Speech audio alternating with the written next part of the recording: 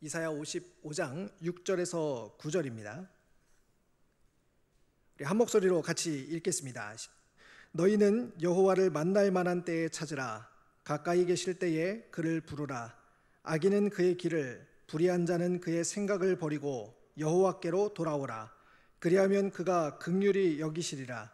우리 하나님께로 돌아오라. 그가 너그럽게 용서하시리라. 이는 내 생각이 너희의 생각과 다르며 내 길은 너희의 길과 다름이니라. 여호와의 말씀이니라. 이는 하늘이 땅보다 높음같이 내 길은 너희의 길보다 높으며 내 생각은 너희의 생각보다 높음이니라. 아멘. 만남이 필요합니다 라는 제목으로 이경수 목사님께서 말씀 전해 주시겠습니다.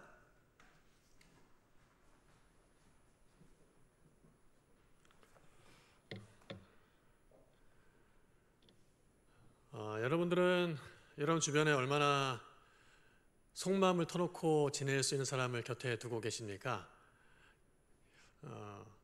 아마도 지금 문득 생각이 나는 사람들이 있을지 모르겠어요. 우리는 하루를 보낼 때에도 우리의 곁을 수많은 사람들이 지나가고 있습니다. 그 가운데 내 마음을 알아주고 함께 웃고 함께 울어줄 수 있는 사람, 사실 그렇게 생각해 보면은 많지 않은 것 같습니다. 내가 알고 지내는 사람들 중에서도 솔직하게 마음을 나눌 수 있는, 속마음을 나눌 수 있는 사람이 많지 않다는 거예요.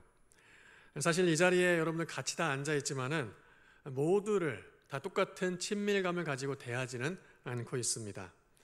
제가 청년부를 부임한 지 이제 6개월이 다 돼가는데요. 저를 대할 때에도 갖는 친밀감이 여기 앉아 있는 모두 다 같지가 않습니다. 이렇게 인간관계에 있어서의 서로의 친밀감을 재미있게 흥미롭게 조사를 한 연구자료를 좀 소개를 하려고 하는데요. 미국의 인류학자인 에드워드 홀이 이러한 사람과 사람 사이의 친밀감을 거리를 가지고 조사를 했습니다. 4가지의 그룹으로 분류를 하는데요. 첫 번째 그룹은 공적인 거리에 있는 그룹입니다. 3.7m를 초과하는 거리라고 해요.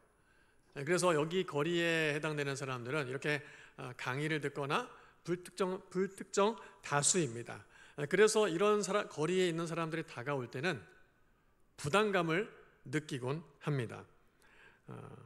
제가 부임한 지 이제 6개월이 됐는데 아직까지도 제가 좀 다가서면은 같이 다가서지 않고 한 발짝 뒤로 물러서는 사람들이 있는 것 같아요.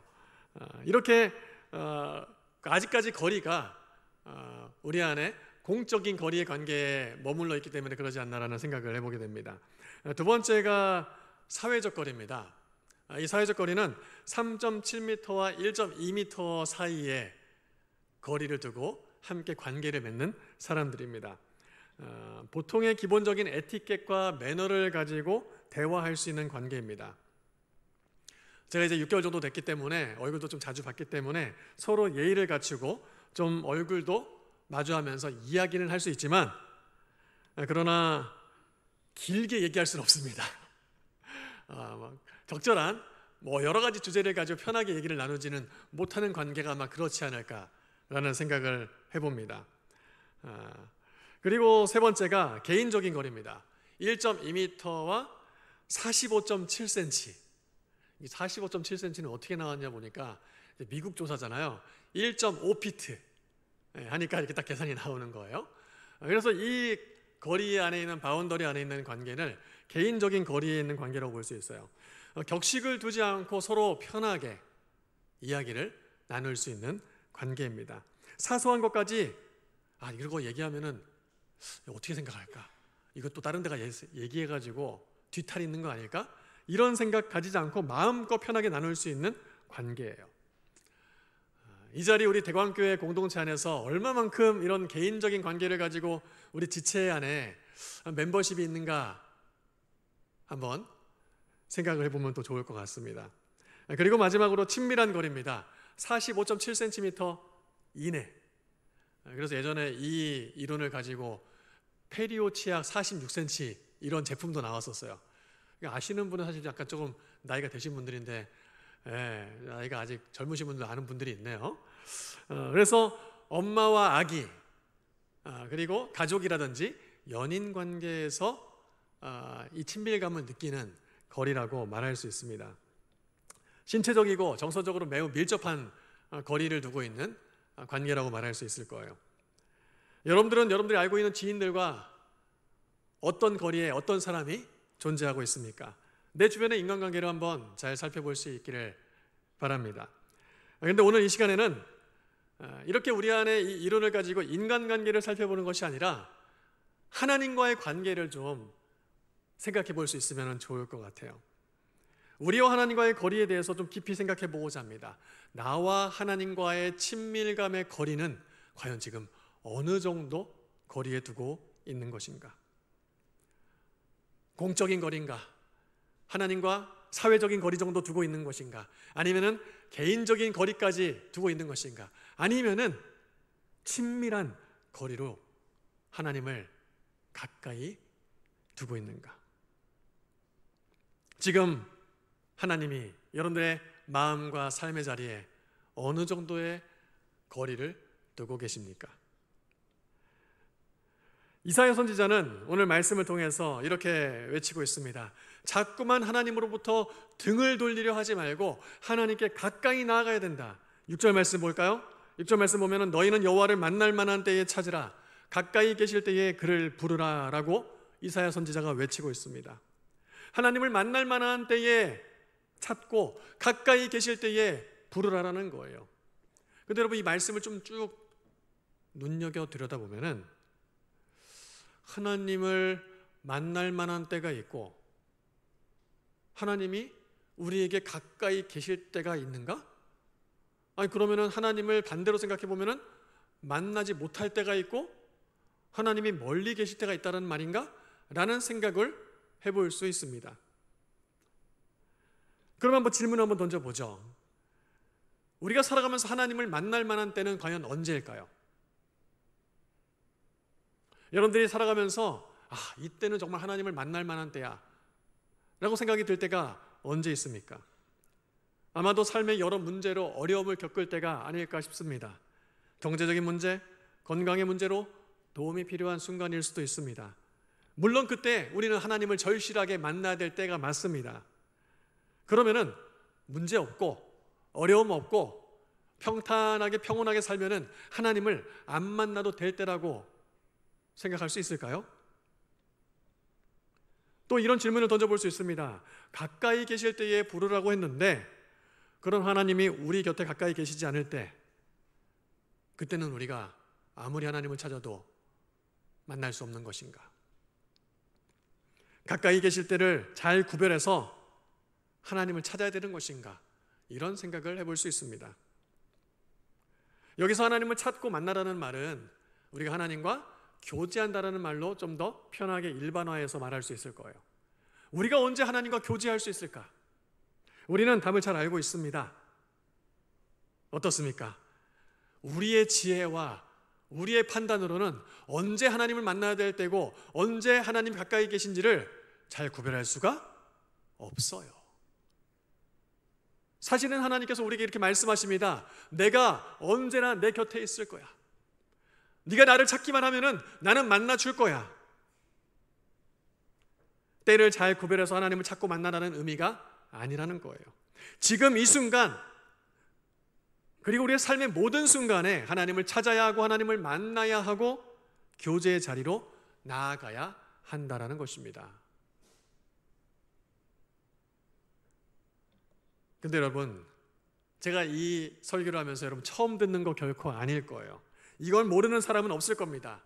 그리고 이것을 인정하지 않을 사람도 없을 겁니다. 다만 하나님과 가까이 교제하며 지내지 못하는 이유가 있을 거예요. 우리의 삶의 모든 순간 하나님과 교제해야 된다는 사실을 알면서도 하나님과 가까이 교제하면서 그분을 만나면서 지내지 못하는 이유가 있을 거라는 겁니다. 여러 이유가 있을 거예요. 그 중에 제가 두 가지를 한번 정리를 해봤습니다. 첫 번째는 하나님을 가까이 하는 것이 사실 너무 불편하고 내 삶의 제약으로 여겨지기 때문에 그래요. 인간의 이 타락한 본성이 하나님을 가까이 모시고 하나님하고 함께하면은 불편하고 내 맘대로 못하고 내 삶에 제약이 생기기 때문에 하나님과 가까이 하려 하지 않는다는 것입니다. 그래서 하나님은 나를 구원해 주신 분이야. 딱 여기까지인 거예요. 하나님 나 구원해 주셨지? 맞아, 인정해. 딱 여기까지인 겁니다. 난 하나님과 너무 가까이 지내고 싶지 않다는 거예요. 마음대로 하고 싶은 것도 못하고 제약도 많이 생기고 나는 꼭 그렇게까지 하나님과 가까이 지내고 싶지는 않아. 그저 일주일에 한 번 주일날 이 시간에 예배 와가지고 예배하면서 찬양하면서 말씀 들으면서 이 정도의 하나님의 거리를 두고 있는 건 나 딱 적당한 것 같아 라는 생각이 우리의 생각, 마음을 사로잡고 있을 수 있다는 겁니다. 두 번째로는 하나님과 가까이 교제할 때의 기쁨과 참 맛을 모르기 때문에 그래요. 맛보지 못했기 때문에 그렇습니다. 우리 청년 중에 가지덮밥을 좋아하는 청년이 있어요. 이게 벌써 많은 사람들이 전도됐나 보네요. 이게 웃는 거 보니까. 기회만 나면은 음식을 뭘 먹을까 할 때 이 형제, 형제라고 이게 특정이 돼버렸네요. 이 지체는 늘 가지덮밥을 추천을 해요. 보지 마세요. 누군지 몰라요. 네. 그래서 저는 그 지체 덕분에 난생 처음 가지덮밥을 저도 한번 먹어봤습니다. 그냥 늘 만나는 사람마다 음식하면은 이 가지덮밥을 전도하는 거예요. 저는 사실 먹어보고 나서 그 정도는 아닌 것 같다고 해서 얘기를 했더니 목사님 그 다음 단계를 먹어봐야 된다고. 그래서 여러분 사실 내가 먼저 직접 경험해보고 그 맛과 깊이를 충분히 체험한 사람은 억지로 할 필요가 없어요. 당연히 자연스럽게 그 맛을, 그 음식을 안 찾을래야 안 찾을 수가 없습니다. 여러분 왜 우리가 하나님과 친밀한 관계로 만나기를, 교제하기를 주저주저하고 또 시도하지 않고 있습니까?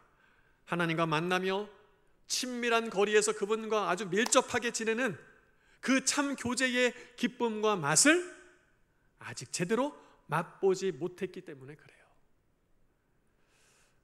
그래서 저는 조만간 그 가지덮밥 다음 단계의 가지덮밥을 한번 먹어봐야 될 것 같습니다. 정말 이렇게 모든 사람들에게 만나는 사람마다 전도할 만한 음식인지. 저도 만약에 나중에 인정하게 되면은 저도 가지덮밥 예찬론자가 될 수 있겠죠. 맛을 봐야 된다는 거예요. 그 깊이를 경험해 봐야 된다는 것입니다. 이런 제가 크게 두 가지의 이유를 여러분들에게 제시를 했어요. 내 삶에 하나님과 가까이 친밀하게 지내면 불편할 것 같다. 내 삶의 많은 행동에 제약이 올 것 같다. 두 번째로는 그 교제의 참 기쁨과 깊이를 맛보지 못해서 모르고 있다. 그렇게 하고 싶은 생각이 들지 않는다는 거예요. 아마 여러분들 가운데 그 외의 요소들도, 이유들도 있을 것입니다. 그런데 우리는 이런 이유들로 매우 제한적인 삶에 갇혀지는다는 거예요. 아이러니하게도 하나님과 친밀한 교제가 없기 때문에 매우 제한적인 불편한 삶을 살고 있다는 거예요. 왜 그렇습니까? 하나님이 없는 우리의 인생은 그 자체가 한계를 가지고 있기 때문에 그렇습니다. 하나님 없는 우리의 인생은 매우 제한적이고 한계를 가질 수밖에 없는 존재라는 거예요. 시공간의 제한을 받습니다. 과거로부터 자유롭지 못한 우리의 인생입니다. 과거의 사건임에도 불구하고 우리는 그 과거의 사건에 얽매여서 현재의 엄청난 영향을 받고 있다는 것을 잘 알고 있어요. 우리는 그렇게 제한을 받고 제약을 받고 있습니다. 미래는 어떻습니까? 한치 앞을 내다볼 수 없는 불확실성을 가지고 있어요. 이런 제약 가운데 놓여져 있습니다. 너무 정신없이 바쁜 경우에 여러분 이런 생각 해보지 않습니까? 몸이 좀 2개였으면 좋겠다. 아니, 몸이 2개라도 부족할 것 같다. 라는 삶에 치열하게 밀려오는 일들이 우리를 그렇게 괴롭히고 있습니다. 이게 바로 뭐예요? 우리의 연약함 때문에 그래요. 우리가 가지고 있는 우리의 본질적인 한계이기 때문에 그렇습니다. 하나님과 함께하지 않으면 결코 우리는 이 한계를 넘어설 수가 없습니다. 그렇기 때문에 우리는 하나님을 만나는, 하나님을 찾는, 하나님을 가까이 하는 삶으로 내 자신을 던져야 돼요. 이사야는 이렇게 그 이유를 설명을 하고 있습니다. 9절 말씀 볼까요? 9절 말씀 보면은 이는 하늘이 땅보다 높음같이 내 길은 너희의 길보다 높으며 내 생각은 너희의 생각보다 높음이라. 지금 여기서 말하는 주어 나는 누굽니까? 하나님이세요. 하나님이 말씀하시는, 하나님이 열어가시는 그 길은 우리의 길보다 높고, 하나님이 우리를 향하신 인생의 계획과 생각은 우리의 생각보다 높다라는 것입니다. 우리의 인생의 제약과 우리의 인생의 한계를 뛰어넘을 수 있는 방법은 이 하나님을 가까이 우리의 삶 가운데 친밀한 거리까지 모셔오는 거예요. 아니, 우리가 그 하나님께로 다가가는 거예요. 무엇이 하나님께 다가가고 무엇이 하나님을 우리의 삶으로 모셔오는 것입니까? 내 생각을 내려놓고 하나님의 생각을 한번 고민해 보는 거예요. 그리고 내가 그 길을 걸어갈 때에 내가 원하는 길인지 하나님이 원하시는 길인지를, 그 인도하심인지를 우리가 생각해 보는 거예요. 생각하는 거 사실 좀 귀찮죠? 그냥 내 마음대로 각오하면 될 것 같은데, 내 판단, 내 경험대로 하면 될 것 같은데 자꾸 물어봐야 되고 제대로 가고 있는지 고민해야 되고. 그러나 이 길이 곧 우리가 가지고 있는 한계를 뛰어넘을 수 있는 길이라는 것입니다. 이를 위해서 우리는 하나님과의 거리를 점점 더 좁혀 나가야 돼요. 여러분, 이 가운데 운전하시는 분 있으십니까? 한번 손 들어보세요. 운전하시는 분. 네. 약간 주저주저 하시는 분은, 그럼 제가 질문을 다시 한번 던질게요. 주저하지 않도록. 운전 면허증을 가지고 계신 분 있으십니까? 예, 역시 과감하게 딱 드시네요. 예. 운전을 잘한다라는 또 기준도 애매하니까. 운전하면서 내비게이션 참 많이 씁니다. 그렇죠? 내비게이션 많이 쓰는데, 여러분 잘 아는 길도 내비를 찍고 가는 경우들도 있어요. 예. 여러분, 저는 내비게이션을 찍고 나서 잘 아는 길을 갈 때에 제가 평소에 자주 다녔던 길이 아닌 다른 길로 내비가 안내를 할 때가 있어요. 그때 저는 내비를 따를까요? 제 경험을 따를까요? 여러분 보시기에 이경수는 어떨 것 같습니까? 경험을 따를 것. 제가 이렇게 제 자신을 철저히 믿고 있다고 생각하시나 보네요. 제가 그런 이미지였군요. 맞습니다. 네. 그렇게 길을 선택하고 가다가 낭패를 경험하는 경우들이 있어요. 어떤 경우에는 공사를 하는 경우가 있고요. 어떤 경우에는 사고가 나는 경우가 있어요. 그리고 나서 꽉꽉 막히는 길을 갔다가 그래서 다 이유가 있었구나, 그런 생각을 할 때가 많습니다. 여러분, 우리의 인생에 내비게이션이 있습니다. 근데 우리가 가지고 있는 내비게이션, 내가 조금 전에 선택했던 경험을 바탕으로 하는 내비게이션, 이것은 과거의 경험을 기반으로 한 데이터 기반형 내비게이션이에요. 우리는 이 내비게이션을 가지고 우리의 인생을 살아갑니다. 데이터 기반형, 과거에 쌓았던 축적되어 있던 데이터를 기반으로 살아가는 거예요.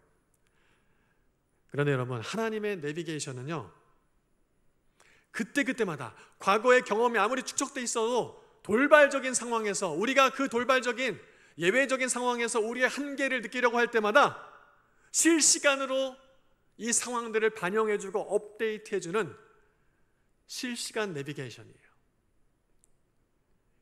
이런 차이가 좀 느껴지십니까? 네. 과거의 데이터 기반형은 돌발 변수가 생기면은 대처할 수가 없어요. 실시간 내비게이션은요, 그 데이터를 바탕으로 해서 또한 실시간 돌발적인 상황을 반영해서 업데이트해서 우리에게 길을 안내해 준다는 거예요. 그러니까 내가 이렇게까지 살아오고 이 경험으로 이렇게 하는 게 당연했는데 이거 왜 이러지? 뭔가 이상하다라고 생각했을 때 내 선택을 가지고 경험할 때마다 우리는 패착을 경험할 때가 있다는 것입니다. 여러분들은 데이터 기반형 내비게이션을 끝까지 고집하며 살아가면서 이런 좌충우돌하는 삶을 살고 싶습니까? 아니면은 실시간 내비게이션을 따라 살아가기를 선택하시겠습니까? 여러분들은 어떤 내비게이션에 내 삶을 맡기겠습니까? 그래서 여러분, 우리는 하나님을 만나기 위해, 하나님을 찾기 위해, 하나님께 가까이 가기 위해 노력해야 되는 거예요. 몸부림쳐야 되는 거예요. 만날 만한 때에 가까이 계실 때에 지금 내가 만날 만한 때인가? 그런 생각이 아니라 지금 언제든지 우리는 하나님을 만나야 될 때고 그 가까이 계신 주님 앞에 계속 내 마음을 그 자리에 데려다 놔야 된다는 거예요. 제가 설교 초반에 여러분들에게 얘기했던 사람과 사람 사이의 친밀감의 거리, 하나님은 지금 여러분들의 친밀감의 거리 속에 어느 자리에 위치하고 계십니까? 공적인 거리, 다가오면 왠지 불편하고 부담스러운 자리입니까? 아니면 사회적으로 적당하게 예배도 드리면서 하나님한테 할 만큼 어느 정도 나도 하면서 대신 내 삶에 조금 더 뭔가 가까이 오시려고 하면은 여기까지 하면서 적정한 관계를 가지고 있는 그런 사회적인 거리입니까? 아니면은 좀 편안하게 개인적인 거리 가운데 두고 계십니까? 아니면은 정말 내 삶에 시시콜콜한 것까지도 다 나누고 다 고백하고 다 묻고 그렇게 하는 친밀함의 거리까지로 지금 하나님을 두고 계십니까? 여러분, 우리는 이 거리를 좁혀가야 돼요. 우리가 이 거리를 좁혀가는 것의 중요성, 우리의 인생을 잘 살아가기 위함도 마찬가지지만은 저는 말씀을 묵상하면서 예수님의 고백을 떠올리게 됐습니다. 예수님이야말로 하나님과 떨어져 지내본 적이 없는 분이세요. 그렇기 때문에 예수님이 하나님과 떨어지는 것에 대한 엄청난 고통을 예상하셨습니다. 하나님과 분리되는 것에 대한 두려움, 고통이 엄청 크셨어요.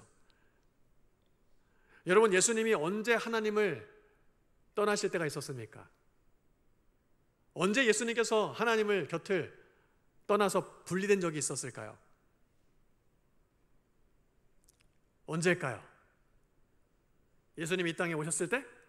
인간으로. 사실 인간으로 오셨을 때도 예수님은 참 인간이자 참 하나님이셨어요. 그럼 언제일까요? 바로 예수님께서 십자가에 달려 죽으실 때였습니다. 마태복음 27장 46절 말씀 보면은 제90쯤에 예수께서 크게 소리질러 이르시되 엘리 엘리 라마 사막다니 하시니 이는 곧 나의 하나님 나의 하나님 어찌하여 나를 버리셨나이까 하는 뜻이라. 예수님께서 십자가에 달려 돌아가시기 직전에 이렇게 말씀하셨어요. 나의 하나님 어찌하여 나를 버리셨나이까. 이게 표현이 이제 하나님 버렸다라고 하는데 하나님이 이 순간만큼은 자기 아들 독생자 예수를 떠나보내야만 했어요. 왜요? 이 순간만큼은 우리의 모든 죄를 짊어지고 십자가의 대속제물이 되어 돌아가셔야만 됐기 때문이에요. 그때만큼은 하나님은 죄와 함께 하실 수 없는 분이었기 때문에 예수님을 온전한 희생제물로 내어드려야만 했습니다. 이것이 예수 그리스도께서 느끼셨던 하나님과의 분리에서 오는 고통이었고 아픔이었어요. 예수님을 이걸 아셨기 때문에 이 십자가를 사명을 받아들이기 전에 하나님 앞에 이렇게 기도했던 것입니다. 마태복음 26장 39절에 조금 나아가서 얼굴을 땅에 대시고 엎드려 기도하여 이르시되 내 아버지여 만일 할만하시거든 이 잔을 내게서 지나가게 하옵소서. 그러나 나의 원대로 마옵시고 아버지의 원대로 하옵소서. 예수님은 아셨어요. 그것이 얼마나 끔찍한 고통인지를 아셨어요. 그래서 그것만큼은 좀 피하고 싶었어요. 그러나 하나님, 내 원대로 하지 마시고 아버지의 원대로 하옵소서. 기도할 수는 있잖아요. 나 이거 하고 싶지 않다고. 예수님은 잠시 동안이라도 하나님으로부터 분리되는 것 자체를 가장 고통스럽게 여기셨습니다. 여러분, 이와 같은 예수님의 마음이 우리의 마음이 될 수 있기를 소망합니다. 하나님으로부터 잠깐만이라도 떨어지는 것에 대해서 마음에 이것이 아픔이고 고통처럼 여겨지기에 내가 하나님으로부터 점점 멀어지고 있는 것은 아닌가, 내 삶을 돌아보면서 하나님과 더 가까이 하기를 사모하고 힘쓸 수 있는 그런 저와 여러분들이 될 수 있기를 소망합니다. 말씀을 마무리하면서 여러분들에게 이렇게 전하고 싶습니다. 하나님과의 만남의 거리, 하나님과의 관계의 거리, 아직까지도 나를 구원해 주신 것만으로 만족하면서 저 멀찌감치 내 삶의 영역으로는 그분을 모셔오지 않고 두고 있습니까? 내 삶에 더 이상 깊이 개입하시는 것에 대해서 여러분, 내 삶을 제약한다라고, 내 삶을 제한한다라고 혹시 생각하고 계십니까? 예수님과 가까이 지내면, 하나님과 가까이 지낼수록 내 삶이 불편해질 거라는 생각 때문에 그 삶을 시도하고 있지 않으십니까? 혹시 아직 하나님과의 친밀한 만남, 그 교제의 깊이와 그 기쁨을 맛보지 못해서 그 삶을 살기를 도전하지 않고 계십니까? 지금 내 곁에 계신 주님께로 우리의 관심을 돌려보시기를 바랍니다. 지금이 바로 하나님을 만날 만한 때요, 지금이 바로 가까이 계신 그분을 찾을 때입니다. 우리의 삶의 자리 가운데에 하나님이 어디 계신지를 다시 한번 이 시간 점검하고 주님과의 교제를, 그 하나님과의 만남을 소망하고 사모하는 우리 귀한 믿음의 지체들, 우리 대광교회 청년들 될 수 있기를 주의 이름으로 축원합니다. 우리 이 시간